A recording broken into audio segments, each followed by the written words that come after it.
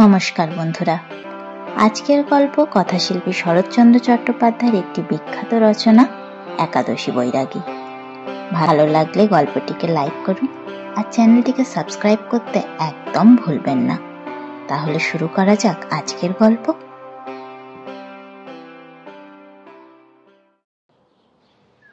কালীদহ গ্রামটা ব্রাহ্মণ প্রধান স্থান।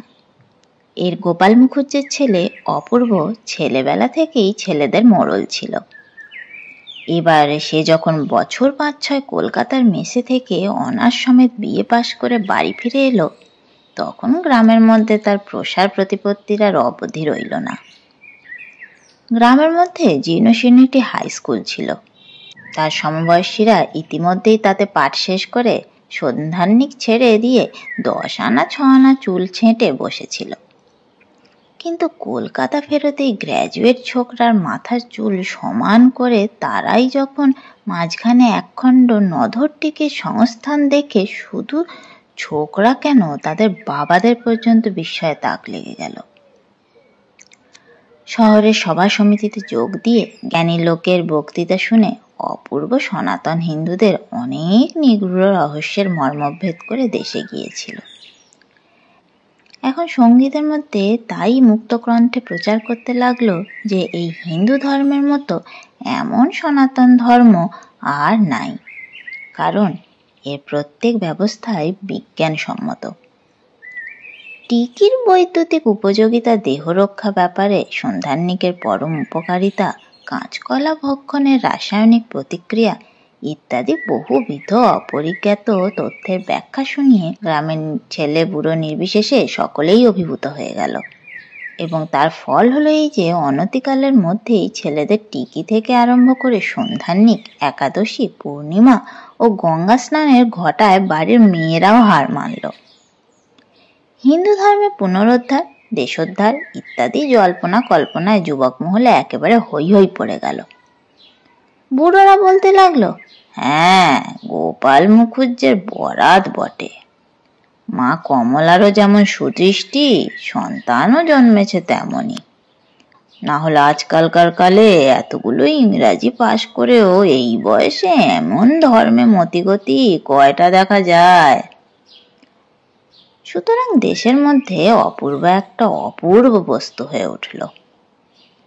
তার হিন্দু ধর্ম প্রচারিণী, ধূমপান নিবারণী, দুর্নীতি দলনী, এই তিনটে সভার আস্ফালনে গ্রামের চাষাভুষের দল পর্যন্ত সন্ত্রস্ত হয়ে উঠল। ৫ কড়ি দেওর তারিখে তার স্ত্রীকে মেরেছে শুনতে পেয়ে অপূর্ব সদল বলে উপস্থিত হয়ে ৫ কড়িকে এমন শাসন করে দিল যে পরদিন ৫ কড়ির স্ত্রী স্বামী নিয়ে বাপের বাড়ি পালিয়ে গেল। ভগা কাওরা অনেক রাত্রে বিল থেকে মাছ ধরে বাড়ি ফিরবার পথে গাঁজার ঝোঁকে নাকি বিদ্যাসুন্দরের মালিনীর গান গাইতে গাইতে যাচ্ছিল। ব্রাহ্মণপাড়ার অবিনাশের কানে যাওয়ায় সে নাকি তার নাক দিয়ে রক্ত বার করে তবে ছেড়েছিল। দুর্গাডোমের ১৪-১৫ বছরের ছেলে বিড়ি খেয়ে মাঠে যাচ্ছিল। অপূর্ব দলের ছোকরার চোখে পড়ায় সে তার পিঠের উপর সেই জ্বলন্ত বিড়ি চেপে ধরে ফোসকা তুলে দিল। এমন করেই অপূর্বর হিন্দু ধর্ম প্রচারিণী ও দুর্নীতি দলনী সভা ভানুমতির আম গাছের মতো সদ্যই ফুলে ফলে কালীদহ গ্রামটাকে একেবারে আচ্ছন্ন করে ফেলল। এইবার গ্রামের মানসিক উন্নতির দিকে নজর দিতে গিয়ে অপূর্বর চোখে পড়ল যে স্কুলের লাইব্রেরিতে শশীভূষণের ১.৫ খানা মানচিত্র ও বঙ্কিমের ২.৫ খানা উপন্যাস ছাড়া তার কিছুই নেই। এই দীনতার জন্য সে হেডমাস্টারকে অশেষ রূপে লাঞ্ছিত করে অবশেষে নিজেই লাইব্রেরি গঠন করতে কোমর বেঁধে লেগে পড়ল। তার সভাপতিত্বে চাঁদার খাতা, আইন কানুনের তালিকা এবং পুস্তকের লিস্ট তৈরি হতে দেরি হলো না। এতদিন ছেলেদের ধর্মপ্রচারের উৎসাহ গ্রামের লোকেরা কোনো মতে সয়েছিল, কিন্তু ২-১ দিনের মধ্যেই তাদের চাঁদা আদায়ের উৎসাহ গ্রামের ইতর ভদ্র গৃহস্থের কাছে এমনই ভয়াবহ উঠল যে খাতা বগলে ছেলে দেখলেই তারা বাড়ির দরজা জানালা বন্ধ করে ফেলতে লাগলো। বেশ দেখা গেল গ্রামে ধর্মপ্রচার ও দুর্নীতি দলনের রাস্তা যতখানি চওড়া পাওয়া গিয়েছিল, লাইব্রেরির জন্য অর্থ সংগ্রহের পথ তার 100 ভাগের 1 ভাগও প্রশস্ত নয়। অপূর্ব কি করবে ভাবছিল। এমন সময় হঠাৎ একদিন ভারী সুরাহা তার চোখে পড়ল। স্কুলের অদূরে একটা পরিত্যক্ত পোড়ো ভিটের প্রতি একদিন অপূর্ব দৃষ্টি আকর্ষণ হলো। শোনা গেল তা নাকি একাদশী বৈরাগীর। অনুসন্ধান করে জানা গেল লোকটা কি একটা গর্হিত সামাজিক অপরাধ করায় গ্রামের ব্রাহ্মণরা তার ধোপা নাপিত মুদি প্রভৃতি বন্ধ করে বছর 10 আগেই উদ্বাস্তু করে নির্বাসিত করেছেন। এখন সে ক্রোশ 2 উত্তরে বারুইপুর গ্রামে বাস করছে। লোকটা নাকি টাকার কুমির, কিন্তু তার সাবেক নাম যে কি তা কেউ বলতে পারে না। হাঁড়ি ফাটার ভয়ে বহুদিনের অব্যবহারে মানুষের স্মৃতি হতে একেবারে লুপ্ত হয়ে গেছে। সেই অবধি এই একাদশী নামেই বৈরাগী মহাশয় সুপ্রসিদ্ধ। অপূর্ব তাল ঠুকে বলল, টাকার কুমির, সামাজিক কদাচার, তবে এ বেটাই লাইব্রেরির অর্ধেক ভার বহন করতে বাধ্য, না হলে সেখানে ধোপা নাপিত মুদিও বন্ধ। বারুইপুরের জমিদার তো দিদির মামা শ্বশুর। ছেলেরা মেতে উঠল এবং অবিলম্বে ডোনেশনের খাতায় বৈরাগীর নামের পিছনে একটা মস্ত অঙ্কপাত হয়ে গেল। একাদশীর কাছে টাকা আদায় করা হবে, না হলে অপূর্ব তার দিদির মামা শ্বশুরকে বলে বারুইপুরের ধোপা নাপিতও বন্ধ করবে। এই সংবাদ পেয়ে রসিক স্মৃতিরত্ন লাইব্রেরির মঙ্গলার্থ উপযাচক হয়ে পরামর্শ দিলেন যে বেশ একটু মোটা টাকা না দিলে মহাপাপী বেটা কালীদহে বাস্তু কি করে রক্ষা করে দেখতে হবে। কারণ বাস না করলেও এ বাস্তু ভিটার উপরে একাদশীর যে অত্যন্ত মমতা স্মৃতিরত্নের তা অগোচর ছিল না। যেহেতু বছর 2 আগে এই জমিটুকু কিনে নিজের বাগানের অঙ্গীভূত করবার অভিপ্রায় সবিশেষ চেষ্টা করেও তিনি সফল কাম হতে পারেননি। তার প্রস্তাবে যখন একাদশী অত্যন্ত সাধু ব্যক্তির নয় কানা আঙুল দিয়া বলেছিল, না না না, এমন অনুমতি করবেন না ঠাকুর মশাই, ওই 1 ফোঁটা জমির বদলে ব্রাহ্মণের কাছে দাম নিতে আমি কিছুতেই পারবো না। ব্রাহ্মণের সেবায় লাগবে, এ তো আমার 7 পুরুষের ভাগ্য। স্মৃতিরত্ন নিরতিশয় পুলকিত চিত্তে তার দেবদ্বিজে ভক্তি শ্রদ্ধার লক্ষ কোটি সুখ্যাতি করে অসংখ্য আশীর্বাদ করার পরে একাদশী করজোরে সবিনয় নিবেদন করেছিল, কিন্তু এমন পোড়া অদৃষ্ট ঠাকুরমশাই যে 7 পুরুষের ভিটে আমার কিছুতেই হাতছাড়া করবার জো নেই। বাবা মরণকালে মাথার দিব্যি দিয়ে বলে গিয়েছিলেন, খেতেও যদি না পাস বাবা, বাস্তু ভিটা কখনো ছাড়িস নে, ইত্যাদি ইত্যাদি। সে আক্রোশ স্মৃতিরত্ন ভোলেননি। দিন 5 পরে একদিন সকালবেলা এই ছেলের দলটা 2 ক্রোশ পথ হেঁটে একাদশীর সদরে এসে উপস্থিত হলো। বাড়িটা মাটির, কিন্তু পরিষ্কার পরিচ্ছন্ন। দেখলে মনে হয় লক্ষ্মীশ্রী আছে। অপূর্ব কিংবা তার দলের কেউই একাদশীকে আগে কখনো দেখেনি, সুতরাং চণ্ডী মণ্ডপে পা দিয়েই তাদের মন বিতৃষ্ণায় ভরে গেল। এ লোক টাকার কুমিরই হোক বা হাঙরই হোক, লাইব্রেরির সম্বন্ধে যে পুঁটি মাছটির উপকারে আসবে না তা নিঃসন্দেহ। একাদশীর পেশা তেজারতি, বয়স 60-এর উপরে গিয়েছে, সমস্ত দেহ যেমন শীর্ণ তেমনি শুকনো, গলায় ভরা তুলসীর মালা, দাড়ি গোপ কামানো। মুখখানার প্রতি চাইলে মনে হয় যে কোথাও তার লেশ মাত্র রসকস আছে। আখ যেমন নিজের রস কলের পিছনে বার করে দিয়ে শেষে নিজেই ইন্ধন হয়ে তাকে জ্বালিয়ে শুকনো করে, এ ব্যক্তি যেন তেমনই মানুষকে পুড়িয়ে শুকনো করার জন্যই এ নিজের সমস্ত মনুষ্যত্বকে নিকড়িয়ে বিসর্জন দিয়ে মহাজন হয়ে বসে আছে। তার শুধু চেহারা দেখেই অপূর্ব মনে মনে দমে গেল। চণ্ডী মণ্ডপের উপর ঢালা বিছানা, মাঝখানে একাদশী বিরাজ করছে। তার সম্মুখে একটা কাঠের হাত বাক্স, এবং একপাশে থাক দেয়া হিসাবের খাতাপত্র।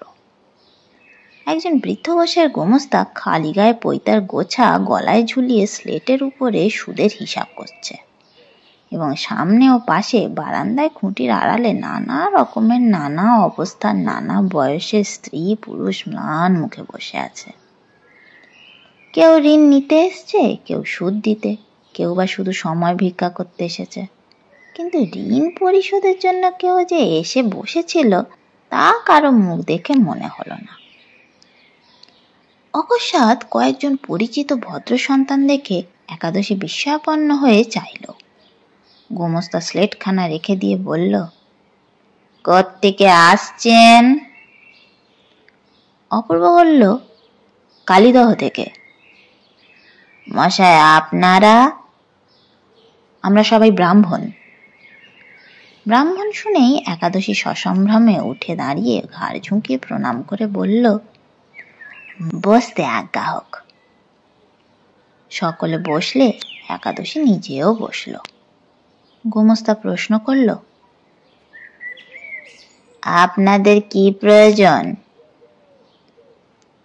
অপূর্ব লাইব্রেরির উপকারিতা সম্বন্ধে সামান্য একটু ভূমিকা করে চাঁদার কথা পারতে গিয়ে দেখল একাদশীর ঘাড় আর একদিকে ফিরে গেছে। সে খুঁটির আড়ালে স্ত্রীলোকটির সম্বোধন করে বলছেন, তুমি কি খেপে গেলে হারুর মা? সুদ তো হয়েছে কুললে 7 টাকা 2 আনা। যদি 2 আনাই ছাড় করে নেবে, তার চেয়ে আমার গলায় পা দিয়ে জিভ বের করে মেরে ফেলো না কেন? তারপরে উভয়েই এমনই ধস্তাধস্তি শুরু করে দিল যেন এই 2 আনা পয়সার উপরেই তাদের জীবন নির্ভর করছে। কিন্তু হারুর মাও যেমন স্থির সংকল্প, একাদশীও তেমনি অটল। দেরি হচ্ছে দেখে অপূর্ব উভয়ের বাক বিতণ্ডার মাঝখানেই বলে উঠল, আমাদের লাইব্রেরির কথাটা। একাদশী মুখ ফিরে বলল, আগে এই যে শুনি। হ্যাঁ রে নফর, তুই কি আমাকে মাথায় পা দিয়ে ডুবাতে চাস রে? সে 2 টাকা এখনো শোধ দিলি নে, আবার 1 টাকা চাইতে এসেছিস কোন লজ্জায় শুনি? বলি সুদ টুদ কিছু এনেছিস? নফর ট্যাগ খুলে 1 আনা পয়সা বার করতেই একাদশী চোখ রাঙিয়ে বলল, 3 মাস হয়ে গেল না রে, আর 2 পয়সা কই? নফর হাত জোড় করে বলল, আগে আর নেই কটা, ধারার পর কত হাতে পায়ে পড়ে পয়সা 4টি ধার করে আনছি, বাকি 2 পয়সা আসছে, হাট বারে দিয়ে যাব। একাদশী গলা বাড়িয়ে দেখে বলল, দেখি তোর ওই ট্যাগটা। নকল বাঁদিকের ট্যাগটা দেখিয়ে অভিমান ভরে বলল, 2 পয়সার জন্য মিছে কথা কইছি কর্তা। যে শালা পয়সা এনেও তোমাদের ঠকায়, তার মুখে পোকা পড়ুক, এই বলে দিলুম। একাদশী তীক্ষ্ণ দৃষ্টিতে চেয়ে বলল, তুই 4টে পয়সা ধার করে আনতে পারলি, আর 2 এমনি ধার করতে পারলি নে? নকল রেগে বলল, মায়ে দিলাসা করলুম না কর্তা, মুখে পোকা পড়ুক। অপূর্বর গা জ্বলে যাচ্ছিল। সে আজ সহ্য করতে না পেরে উঠে বলল, আচ্ছা লোক তো তুমি মশাই। একাদশী একবার চেয়ে দেখলো মাত্র, কোনো কথা বলল না। পরাণ বাগদি সামনের উঠোন দিয়েই যাচ্ছিল।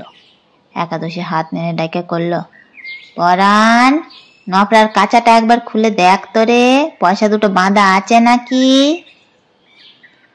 পরাণ উঠে আসতেই নফর রাগ করে তার কাছার খুঁটে বাঁধা পয়সা 2 খুলে একাদশীর শশীর সামনে ছুঁড়ে ফেলে দিল।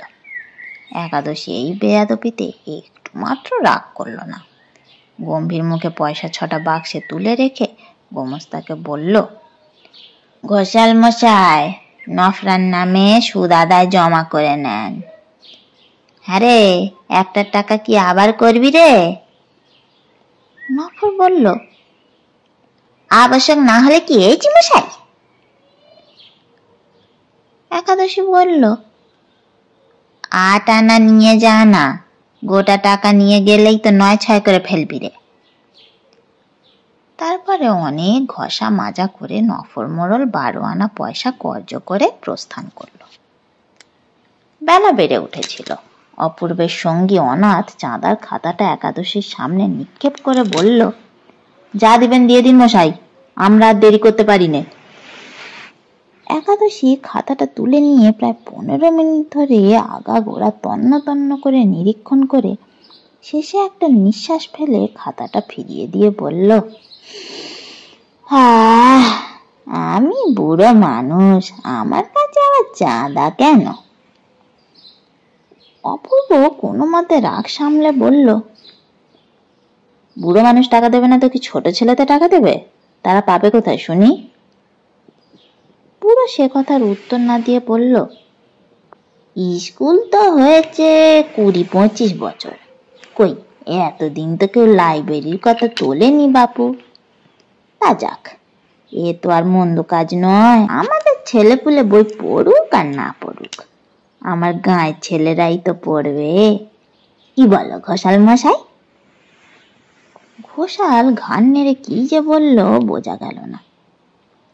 একাদশী বলল, তা বেশ, চাঁদা আমি দেব, একদিন এসে নিয়ে যাবেন খন 4 আনা পয়সা।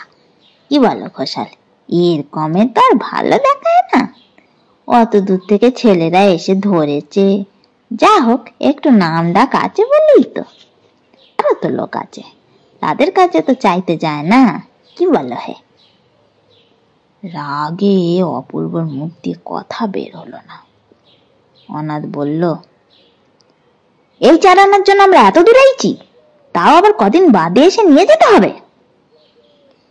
একাদশী মুখে একটা শব্দ করে মাথা নেড়ে নেড়ে বলতে লাগলো, দেখলেন তো অবস্থা, কটা পয়সা হকের সুদ আদায় করতে বেটাদের কাছে কি ছেঁচড়া পানাই না করতে হয়। তাই এ পাটটা বিক্রি হয়ে গেলে আর চাঁদা দেবার সুবিধে। অপূর্বর রাগে ঠোঁট কাঁপতে লাগলো, বলল, সুবিধা হবে এখানেও ধোপানাপিত বন্ধ হলে? বেটা পিশাচ সর্বাঙ্গে ছিটে ফোঁটা কেটে জাত হারিয়ে বোস্টম হয়েছেন। আচ্ছা। বিপিন উঠে দাঁড়িয়ে একটা আঙুল তুলে শাসিয়ে বলল, বারুইপুরের রাখাল দাসবাবু আমাদের কুটুম্ব, মনে থাকে যেন বৈরাগী। পুরো বৈরাগী এই অভাবনীয় কাণ্ডে হতবুদ্ধি হয়ে চেয়ে রইল। বিদেশি ছেলেদের অকস্মাৎ এত রাগের কারণ সে কিছুতেই বুঝতে পারল না। অপূর্ব বলল, গরিবের রক্ত শুষে সুদ খাওয়া তোমার বার করব, তবে ছাড়ব। নফর তখনও বসেছিল, তার কাছায় বাঁধা পয়সা দুটো আদায় করার রাগে মনে মনে ফুলছিল। সে বলল, যা কইলেন কথা তা ঠিক, বৈরাগী তো নয় যেন পিসেছ। চোখে দেখলেন তো কি করে মোর পয়সা দুটো আদায় করে নিলে? বুড়োর লাঞ্ছনায় উপস্থিত সকলেই মনে মনে নির্মল আনন্দ উপভোগ করতে লাগলো। তাদের মুখের ভাব লক্ষ্য করেই বিপিন উৎসাহিত হয়ে চোখ টিপে বলল, তোমরা তো ভেতরের কথা জানো না, কিন্তু আমাদের গায়ের লোক আমরা সব জানি। কি গো বুড়ো, আমাদের গায়ে কেন তোমার ধোপা নাপতে বন্ধ হয়েছিল বলবো? খবরটা পুরাতন, সবাই জানতো। একাদশী সদগোপের ছেলে, জাত বৈষ্ণব নয়। তার একমাত্র বৈমাত্রেয় বোন লোভে পড়ে কুলের বাইরে গেলে একাদশী অনেক দুঃখে অনেক অনুসন্ধানে তাকে ঘরে ফিরিয়ে আনে। কিন্তু এই কদাচারে গ্রামের লোক বিস্মিত ও অতিশয় ক্রুদ্ধ হয়ে ওঠে। তাও একাদশী মা বাপ মরাই বৈমাত্র ছোট বোনটিকে কিছুতেই ত্যাগ করতে পারেনি। সংসারে তার আর কেউ ছিল না, একেই সে শিশুকাল থেকে কোলে পিঠে করে মানুষ করেছিল, তার ঘটা করে বিয়েও দিয়েছিল। আবার অল্প বয়সে বিধবা হয়ে গেলে দাদার ঘরে এসে আদর যত্নে ফিরে এসেছিল। বয়স এবং বুদ্ধির দোষে এই বোনের এত বড় পদস্খলনে বৃদ্ধ কেঁদে ভাসিয়ে দিল।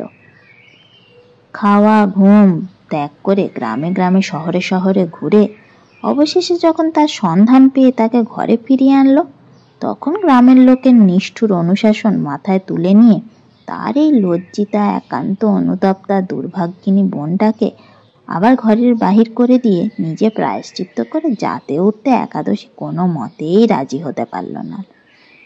অতঃপর গ্রামে তার ধোপা নাপিত মুদি প্রভৃতি বন্ধ হয়ে গেল। একাদশী নিরুপায় হয়ে ভেগ নিয়ে বৈষ্ণব হয়ে এই বারুইপুরে পালিয়ে আসলো। কথাটা সবাই জানতো, তাও আরেকজনের মুখ থেকে আরেকজনের কলঙ্ক কাহিনীর মাধুর্যটা উপভোগ করবার জন্য সবাই উদগ্রীব হয়ে উঠল।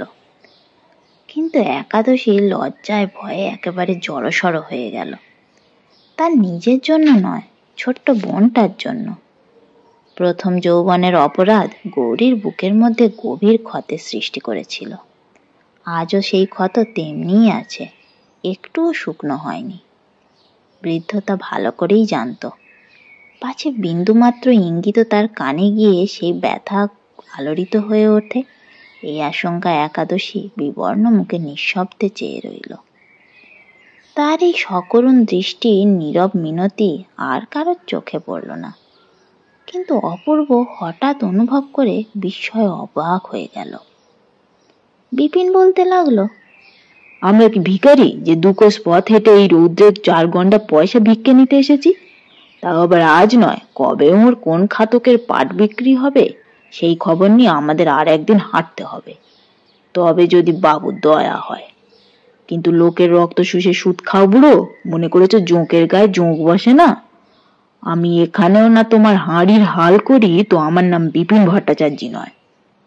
ছোট জাতের পয়সা হয়েছে বলে চোখ কান আর দেখতে পাও না? না, চলো হে অপূর্ব, আমরা যাই, তারপরে যা জানি করা যাবে। বলে সে অপূর্বের হাত ধরে টান দিল। বেলা 11টা বেজে গিয়েছিল। বিশেষত এতটা পথ হেঁটে এসে অপূর্বর অত্যন্ত পিপাসা পেয়ায় কিছুক্ষণ আগে চাকরটাকে সে জল আনতে বলেছিল। তারপর এই ঝগড়ার ঝাঁটিতে সে কথা আর মনে ছিল না। কিন্তু তার তৃষ্ণার জল এক হাতে এবং অন্য হাতে রেকাবিতে গুটি কয়েক বাতাসা নিয়ে একটি 27-28 বছরের বিধবা মেয়ে পাশের দরজা ঠেলে ভিতরে প্রবেশ করতে তার জল চাওয়ার কথা মনে পড়ল। গৌরীকে ছোট জাতের মেয়ে বলে কিছুতেই মনে হয় না। পরনে গরদের কাপড়, স্নানের পর বোধ করি। এইমাত্র আহ্নিক করতে বসেছিল। ব্রাহ্মণ জল চাইছে, চাকরের কাছে শুনে সে আহ্নিক পেলে ছুটে এসেছে। বলল, আপনাদের কে জল চেয়েছিলেন? বিপিন বলল, পাটের শাড়ি পরে এলেই বুঝি তোমার হাতে জল খাবো আমরা? অপূর্ব, ইনি সে বিদ্যাধরী হে। চোখের নিমেষে মেয়েটির হাত থেকে বাতাসার রেকাব ঝনাত করে নিচে পড়ে গেল এবং সেই অসীম লজ্জা চোখে দেখে অপূর্ব নিজেই লজ্জায় মরে গেল। সক্রোধে বিপিনকে এক কনুইয়ের গুঁতো মেরে সে বলল, এসব কি বাদরামি হচ্ছে, কাণ্ডজ্ঞান নেই? বিপিন পাড়া গাঁয়ের মানুষ, ঝগড়ার মুখে অপমান করতে নরনারী ভেদাভেদ জ্ঞান বিবর্জিত নিরপেক্ষ বীর পুরুষ। সে অপূর্বর খোঁচা খেয়েও আরো নিষ্ঠুর হয়ে উঠল।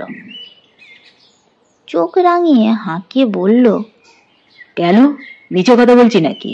ওর এত বড় সাহস যে বামুনের ছেলের জন্য জল আনে? আমি হাটে হাঁড়ি ভেঙে দিতে পারি, জানো? অপূর্ব বুঝলো আর তর্ক নয়, অপমানের মাত্রা তাতে বাড়বে বই কমবে না। বলল, আমি আনতে বলেছিলাম বিপিন, তুমি না জেনে অনর্থক ঝগড়া করো না। চলো আমরা এখন যাই। গৌরী রেকাবটা কুড়িয়ে নিয়ে কারো প্রতি দৃষ্টিপাত না করে নিঃশব্দে দরজার আড়ালে গিয়ে দাঁড়ালো। সেখান থেকে বলল, দাদা, এরা যে কিসের চাঁদা নিতে এসেছিলেন তুমি দিয়েছ? একাদশী এতক্ষণ পর্যন্ত বিহবলের ন্যায় বসেছিল। বোনের আহ্বানে চমকে উঠে বলল, না, এই যে দিদি। অপূর্বর প্রতি চেয়ে হাত জোর করে বলল, বাবু মশাই, আমি গরিব মানুষ, 4 আনা আমার পক্ষে ঢের, দয়া করে নিন। বিপিন পুনরায় কি একটা কড়া জবাব দিতে উদ্যত হয়েছিল। অপূর্ব ইঙ্গিতে তাকে নিষেধ করল। কিন্তু এত কাণ্ডের পরে সেই 4 আনার প্রস্তাবে তার নিজেরও অত্যন্ত ঘৃণাবোধ হলো। আত্মসংবরণ করে বলল, থাক বৈরাগী, তোমায় কিছু দিতে হবে না। একাদশী বুঝলো এর আগের কথা। একটা নিঃশ্বাস ফেলে বলল, কলিকাল, বাগে পেলে কি কেউ কারো ঘাড় ভাঙতে ছাড়ে? দাও ঘোষাল মশাই, 5 গন্ডা পয়সাই খাতায় খরচ লেখো। কি আর করবো বলো? বলে বৈরাগী পুনরায় একটা দীর্ঘশ্বাস মোচন করলো। তার মুখ দেখে অপূর্বর একবার হাসি পেল। এই কুৎসিতজীবী বৃদ্ধের পক্ষে 4 আনার এবং 5 আনার মধ্যে কত বড় প্রকাণ্ড প্রভেদ তা সে মনে মনে বুঝল। মৃদু হেসে বলল, থাক বৈরাগী, তোমাকে দিতে হবে না। আমরা 4-5 আনা পয়সা নিই নে, আমরা চললুম। কি জানি কেন অপূর্ব একান্ত আশা করেছিল এই 5 আনার বিরুদ্ধে দ্বারের অন্তরাল থেকে অন্তত একটা প্রতিবাদ আসবে, কিন্তু অঞ্চলের প্রান্তটুকু তখনও দেখা যাচ্ছিল, কিন্তু সে কোনো কথা কইল না। যাবার পূর্বে অপূর্ব যথার্থই ক্ষোভের সঙ্গে মনে মনে বলল, এরা বাস্তবিকই অত্যন্ত ক্ষুদ্র। দান করার সম্বন্ধে 5 আনা পয়সার অধিক এদের ধারণাই নেই। পয়সাই এদের প্রাণ, পয়সাই এদের অস্থি মাংস। পয়সার জন্য এরা করতে পারে না এমন কাজ বুঝি সংসারে নেই। অপূর্ব সদল বলে উঠে দাঁড়াতেই একটা বছর 10-এর ছেলের প্রতি অনাথের দৃষ্টি পড়ল। ছেলেটির গলায় উত্তরীয়, বোধ করি পিতৃবিয়োগ কিংবা এমনি কিছু একটা ঘটে থাকবে। তার বিধবা জননী বারান্দার খুঁটির আড়ালে বসেছিল। অনাথ আশ্চর্য হয়ে জিজ্ঞাসা করল, পুঁটে, তুই যে এখানে? পুঁটে আঙুল দেখিয়ে বলল, আমার মা বসে আছেন। মা বললেন আমাদের অনেক টাকা ওর কাছে জমা আছে। বলে সে একাদশীকে দেখিয়ে দিল। কথাটা শুনেই সকলে বিস্মিত ও কৌতূহলী হয়ে উঠল। এর শেষ পর্যন্ত কি দাঁড়ায় দেখবার জন্যই অপূর্ব নিজের আকণ্ঠ পিপাসা সত্ত্বেও বিপিনের হাত ধরে বসে পড়ল। একাদশী প্রশ্ন করল, তোমার নামটা কি বাবা? বাড়ি কোথায়? ছেলেটি বলল, আমার নাম শশধর, বাড়ি ওই ওদের গায়ে, কালীদহে। তোমার বাবার নামটা কি? ছেলেটির হয়ে অনাথ জবাব দিল, এর বাপ অনেকদিন মারা গেছে। পিতামহ রামলোচন চাটুর্যে ছেলের মৃত্যুর পর সংসার ছেড়ে বেরিয়ে গিয়েছিলেন। 7 বছর পরে মাসখানেক হলো ফিরে এসেছিলেন। পরশু এদের ঘরে আগুন লাগে। আগুন নিভতে গিয়ে বৃদ্ধা মারা পড়েছেন। আর কেউ নেই। এই নাটিটি শ্রাদ্ধাধিকারী। কাহিনী শুনে সকলেই দুঃখ প্রকাশ করল। শুধু একাদশী চুপ করে রইল। একটু পরেই প্রশ্ন করল, টাকার হাত চিটা আছে? যাও, তোমার মাকে একটু জিজ্ঞাসা করে এসো। ছেলেটি জিজ্ঞাসা করে এসে বলল, কাগজপত্র কিছু নেই, সব পুড়ে গেছে। একাদশী প্রশ্ন করল, কত টাকা? এবার বিধবা অগ্রসর হয়ে এসে মাথার কাপড়টা সরিয়ে জবাব দিল, ঠাকুর মরবার আগে বলে গেছেন 500 টাকা তিনি জমা রেখে তীর্থযাত্রা করেন। বাবা, আমরা বড় গরিব, সব টাকা না দাও, কিছু আমাদের ভিক্ষা দাও। এই বলে বিধবা টিপে টিপে কাঁদতে লাগলো। ঘোষাল মহাশয় এতক্ষণ খাতা লেখা ছেড়ে একাগ্র চিত্তে শুনছিলেন। তিনি এগিয়ে এসে প্রশ্ন করলেন, বলি কেউ সাক্ষীটা কি আছে? বিধবা ঘাড় নেড়ে বলল, না, আমরাও জানতাম না। ঠাকুর গোপনে টাকা জমা রেখে বেরিয়ে গিয়েছিলেন। ঘোষাল একটু হেসে বললেন, শুধু কাঁদলেই তো আর হয় না বাবু, এসব মবলক রাকাকড়ির কাণ্ড যে। সাক্ষী নেই, হাত চিটা নেই, তাহলে কিরকম করে হবে বলো দেখি। বিধবা ফুলে ফুলে কাঁদতে লাগলো, কিন্তু কান্নার ফল যে কি হবে তা কারোরই বুঝতে বাকি রইল না। একাদশী এবার কথা বলল। ঘোষালের দিকে চেয়ে বলল, আমার মনে হচ্ছে যেন 500 টাকা কে জমা রেখে আর নেয়নি। তুমি একবার পুরনো খাতাগুলো খুঁজে দেখো দেখি কিছু লেখা টেখা আছে নাকি।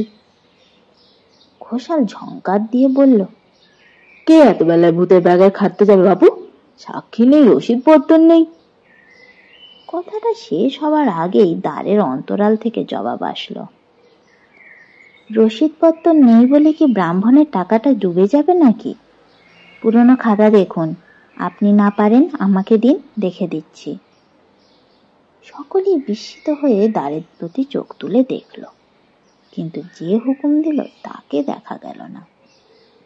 ঘোষাল নরম হয়ে বলল, কত বছর হয়ে গেল মা, এতদিনের খাতা খুঁজে বার করা তো সোজা নয়। খাতাপত্তরের আন্ডিল, তা জমা থাকে, পাওয়া যাবে বই কি। বিধবাকে উদ্দেশ্য করে বলল, তুমি বাছা কেঁদো না, হকের টাকা হয় তো পাবে বই কি।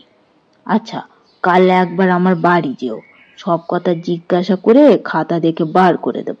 আজ এত বেলায় তো আর হবে না। বিধবা তৎক্ষণাৎ সম্মত হয়ে বলল, আচ্ছা বাবা, কাল সকালেই আপনার ওখানে যাব। যেও। বলে ঘোষাল ঘাড় নেড়ে সম্মুখে খোলা খাতা সেদিনের মতো বন্ধ করে ফেলল। কিন্তু জিজ্ঞাসাবাদের ছলে বিধবাকে বাড়িতে আহ্বান করার অর্থ অত্যন্ত সুস্পষ্ট। অন্তরাল থেকে গৌরী বলল, 8 বছর আগে তাহলে 1301 সালের খাতাটা একবার খুলে দেখুন তো, টাকা জমা আছে কিনা। ঘোষাল বললেন, এত তারা কিসের মা? গৌরী বলল, আমাকে দিন, আমি দেখে দিচ্ছি। ব্রাহ্মণের মেয়ে 200 কোষ হেঁটে এসেছেন, 200 কোষ এই রোদে হেঁটে যাবেন, আবার কাল আপনার কাছে আসবেন। এত হাঙ্গামায় কাজ কি ঘোষাল কাকা? একাদশী বলল, সত্যিই তো ঘোষাল মশাই, ব্রাহ্মণের মেয়েকে মিচিমিচি হাঁটান কি ভালো। বাপরে, দাও দাও, চটপট ডেকে দাও। ক্রুদ্ধ ঘোষাল তখন রুষ্টকণ্ঠে উঠে গিয়ে পাশের ঘর থেকে 1301 সালের খাতা বাইর করে আনলেন। মিনিট 10 পাতা উল্টেই হঠাৎ ভয়ানক খুশি হয়ে বলল, বাহ, আমার গৌরী মায়ের কি সূক্ষ্ম বুদ্ধি, ঠিক এই সালের খাতাতেই জমা পাওয়া গেল। এই যে রামলোচন চাটুর্যের জমা 500। একাদশী বলল, দাও, চটপট সুদ কষে দাও ঘোষাল মশাই। ঘোষাল বিস্মিত হয়ে বলল, আবার সুদ? একাদশী বলল, বেশ, দিতে হবে না, টাকাটা এতদিনে খেটেছে তো, বসে তো থাকেনি, 8 বছরের সুদ, এই কমাস সুদ বাদ পড়বে। তখন সুদে আসলে প্রায় 750 টাকা হলো। একাদশী বোনকে লক্ষ্য করে বলল, দিদি, টাকাটা তবে সিন্দুক থেকে বের করে আনো। হ্যাঁ বাচ্চা, সব টাকাটা একসঙ্গে নিয়ে যাবে তো? বিধবার অন্তরের কথা অন্তর্যামী শুনিলেন, চোখ মুছে প্রকাশ্যে বলল, না বাবা, এত টাকায় আমার কাজ নেই, আমাকে 50টি টাকা শুধু দাও এখন। তাই নিয়ে যাও মা। ঘোষাল মশাই, খাতাটা একবার দাও, সই করে নি, আর বাকি টাকা তুমি একটা চিঠি করে দাও। ঘোষাল বলল, আমি সই করে নিচ্ছি, তুমি আবার। একাদশী বলল, না না, আমাকেই দাও না ঠাকুর, নিজের চোখে দেখে দিই। বলেই খাতা নিয়ে 8 মিনিট চোখ বুলিয়ে হেসে বলল, ঘোষাল মশাই, এই যে 1 জোড়া আসল মুক্ত ব্রাহ্মণের নামে জমা আছে। আমি জানি কি না, ঠাকুর মশাই আমাদের সবসময় চোখে দেখতে পায় না। বলেই একাদশী দরজার দিকে চেয়ে একটু হাসল।